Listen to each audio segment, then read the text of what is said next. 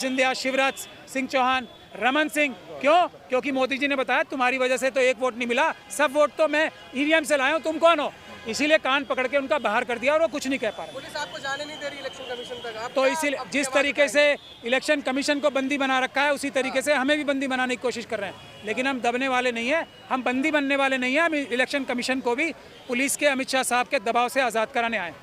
कुछ लोग कहते हैं कि मनुस्मृति है ईवीएम। अब ईवीएम तो पढ़ी नहीं जा रही, क्या होगी ये मुझे पता नहीं। कोई पढ़ के तो बता दे ईवीएम है क्या, यही तो मुद्दा है। ईवीएम के अंदर क्या है कोई नहीं बता पा रहा, यही तो सबसे बड़ा मुद्दा है। सुप्रीम कोर्ट चुनाव आयोग कह रहा है कि आप सबूत दीजिए, पहले नोटिस भेजे जाएंगे सभी। सबूत लेने ही तो जा रहे हैं हम। इलेक्शन कमीशन जो चैलेंज कर रहा है बार बार कि इसको हैक करके दिखाइए, हैक तो जब करेंगे जब हाथ में देंगे, हाथ में देंगे नहीं और हैक करके दिखाइए। तो ये जो अमित शाह साहब के दबाव में सारे काम हो रहे हैं उसको खत्म करनी तो आज हम जन आंदोलन कैसे बनेगा सर? ये जन आंदोलन बन तो गया, आप देख नहीं रहे कितने लोग हैं। पहले देखो आप, जन आंदोलन बन चुका है। पुलिस ज्यादा है सर आपसे? नहीं, हमने आज ज़्यादा लोग नहीं बुलाए जान के, आपको पता है हमने कोई फॉर्मल इन्विटेशन भी नहीं दिया है। हमने सिर्फ आह्वान किया था, लोग जो चाहते हैं हमारे साथ आके 50-50 मशीनें लेने वो आएँ।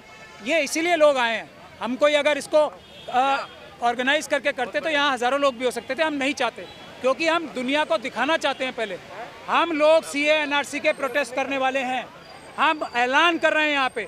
उससे भी बड़ा सीए एनआरसी से बड़ा प्रोटेस्ट होगा ईवीएम के लिए, ये मैं ऐलान कर रहा हूँ। लेकिन हम लोग देश में व्यवस्था बनाए रखना चाहते हैं, हम देश की शांति भंग नहीं करना चाहते, हम आरएसएस और बीजेपी को मौका नहीं देना चाहते। हम पूरी दुनिया को दिखा देना चाहते हैं कि हम कितने शांतिपूर्ण ढंग से, हम कितने बर्दाश्त से, सब्र से काम कर रहे थे। लेकिन जब देश बचाने की बात आएगी तो हम रुकेंगे नहीं। हम शांतिपूर्ण ढंग से, जैसे सीएनआरसी के प्रोटेस्ट हुए थे, किसान आंदोलन हुआ था, कल ट्रांसपोर्ट का आंदोलन आपने देखा, उससे भी बड़ा आंदोलन होने जा रहा है। मैं और भानु जी और हमारे सारे मुट्ठी भर साथी ये आज ऐलान कर रहे हैं। हमने लोगों को रोका हुआ है अभी, नहीं तो लोग कितने सड़कों पे आएंगे। आप जो डिबेट्स कर रहे हैं उसमें आप अपने कमेंट्स उठा के देख लीजिए लोगों के, जो लोग हम लोग डिबेट्स में आ रहे हैं उसमें से 100 कमेंट्स हम लोगों के फेवर में होते हैं, एक कमेंट को ईवीएम के फेवर में होता है। आप जरा जाके देख लीजिए। क्या माना जाए 2024 चुनाव से पहले ईवीएम बंद हो पाएगी? जनता चाहेगी तो 100% बंद होगी, और जो जनता चाह रही है आप लोगों के सामने है। पुलिस की ये मौजूदगी यहाँ पे दिखा रही है कि पुलिस भी जानती है कि ईवीएम धोखा है और किसी तरीके से हमारी आवाज़ दबानी।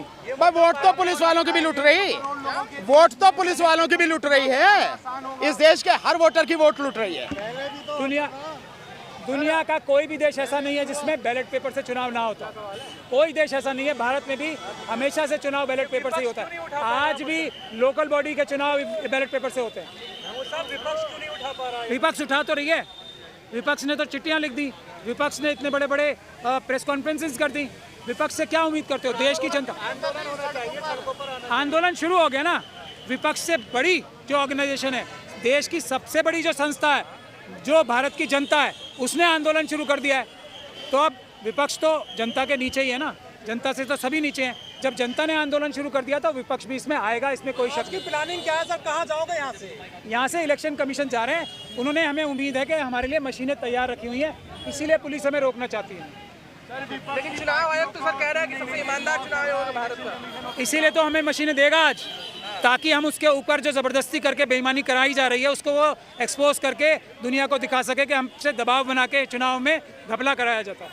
आप कैसे इस आंदोलन को बड़ा कर पाएंगे? जनता तो सारी जो है राम मंदिर के उद्घाटन में जा रही है। राम मंदिर के उद्घाटन की बात में यह है कि 22 जनवरी को हम ये गुजारिश करते हैं सबसे कि वो उस दिन अपने अपने जो भी आराध्य हैं, जो भी जिस सुप्रीम पावर को मानता है, उससे ये प्रार्थना करे कि कोई भी प्रधानमंत्री झूठ ना बोले, कोई भी प्रधानमंत्री 15 लाख का वादा करके झूठ ना बोल पाए, कोई भी प्रधानमंत्री 5 किलो अनाज के लिए जनता को मजबूर ना कर पाए।